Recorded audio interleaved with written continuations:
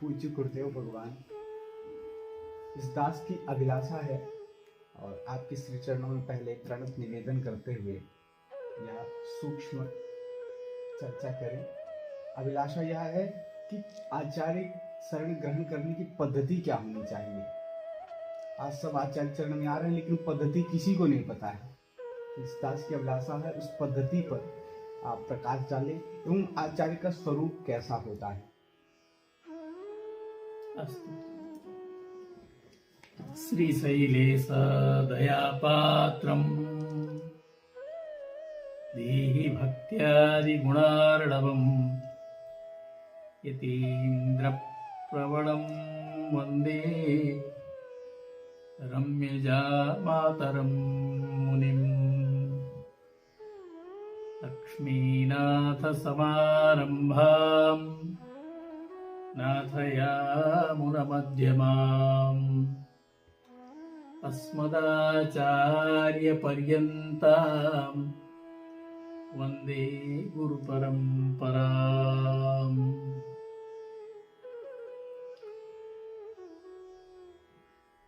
अनंत करुणा करुणालय श्री पति भगवान श्रीमन नारायण की जब अहेतु की कृपा जीव मात्र के ऊपर अनुग्रह पूर्वक जब हुआ करती है, तब इस प्रकार से मन में जिज्ञासा उपज होती है।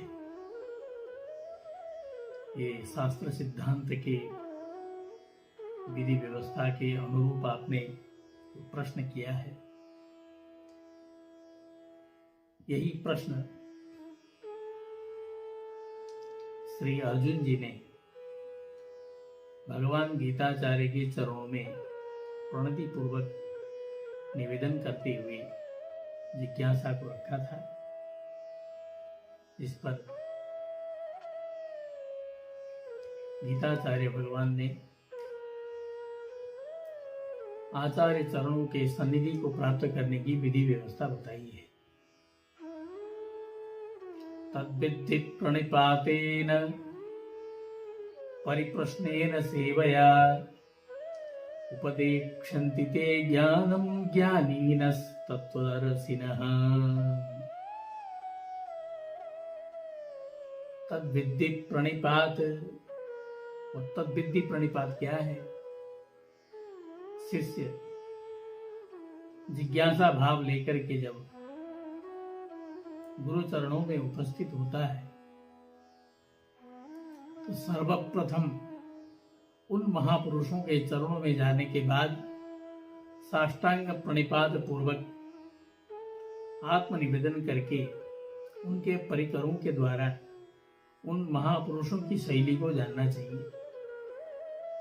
कब मिलेंगे, किस अवस्था में मिलेंगे, किस तरह से मिलेंगे, ये उनके अंतेवासी जो शिष्य जन है, परिकर जन है, उनके द्वारा भलीभांति जानने के बाद उस स्थान में प्राप्त करना चाहिए, जाना चाहिए। दूसरी,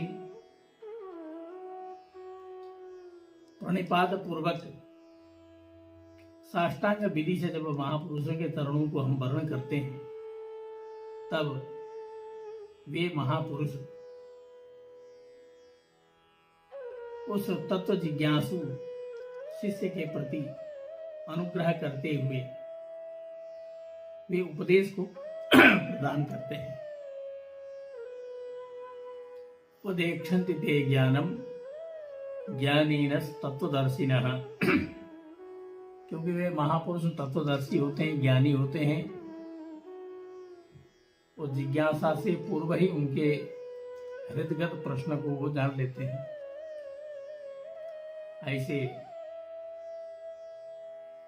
सामर्थ्यवान परावरज्ञ दृष्ट महापुरुष के चरणों में शरणापन्न होने के बाद वह जिज्ञासु तत्व ज्ञान से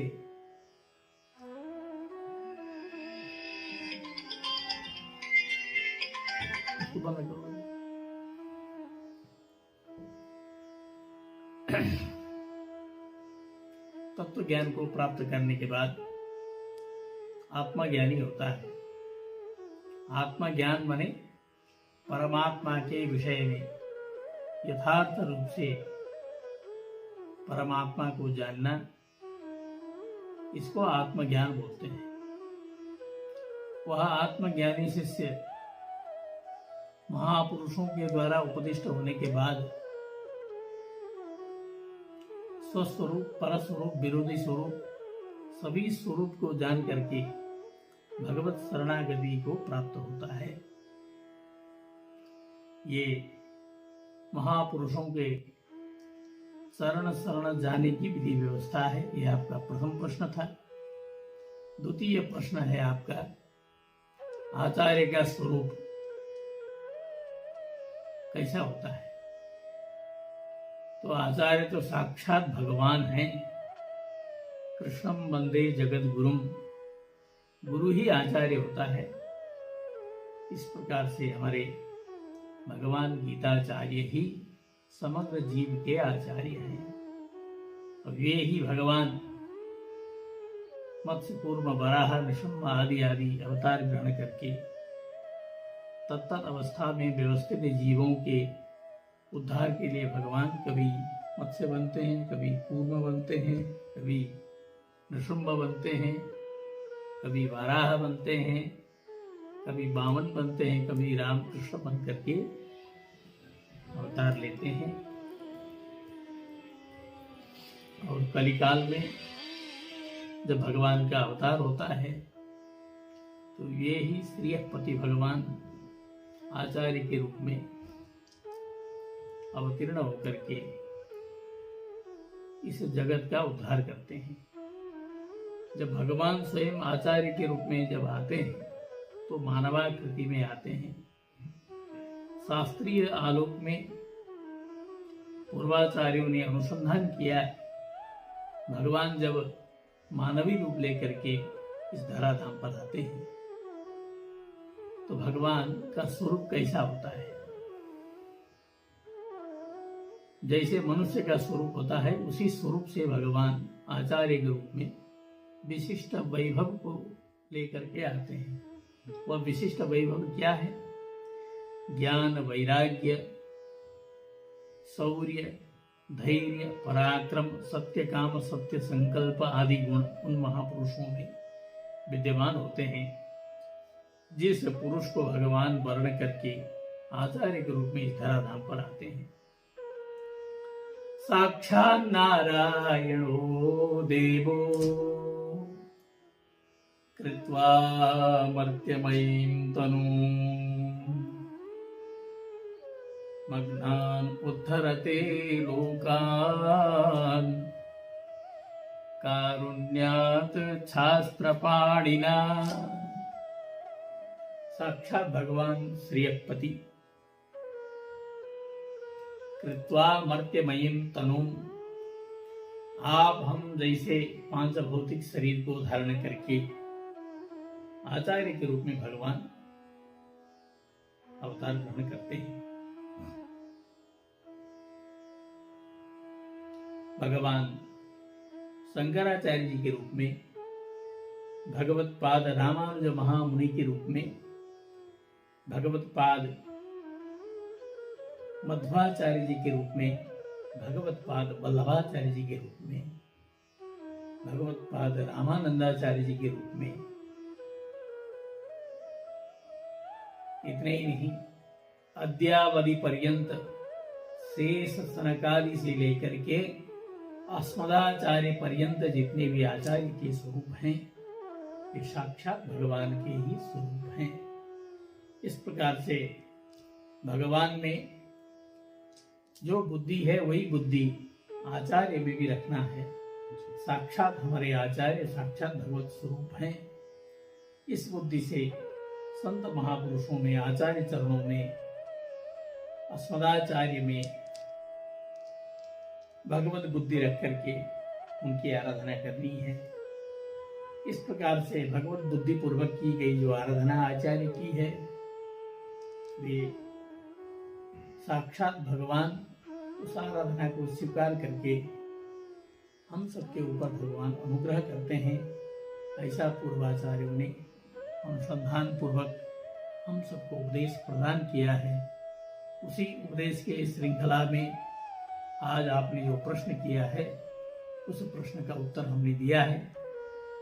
शास्त्रीय आलोक में इस प्रकार से प्रश्न करने वाले जिज्ञासु वर्ग सुधीजन बहुधा प्राय बहुत कम होते हैं।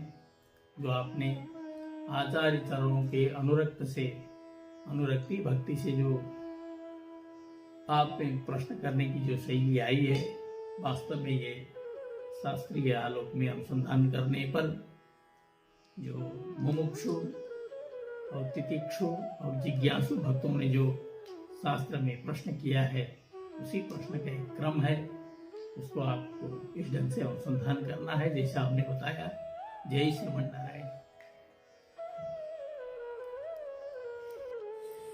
श्रद्धेय अतुल कृष्ण शास्त्री जी के चैनल को सब्सक्राइब कर बेल आइकन दबाएं, जिससे वीडियो सबसे पहले आपके पास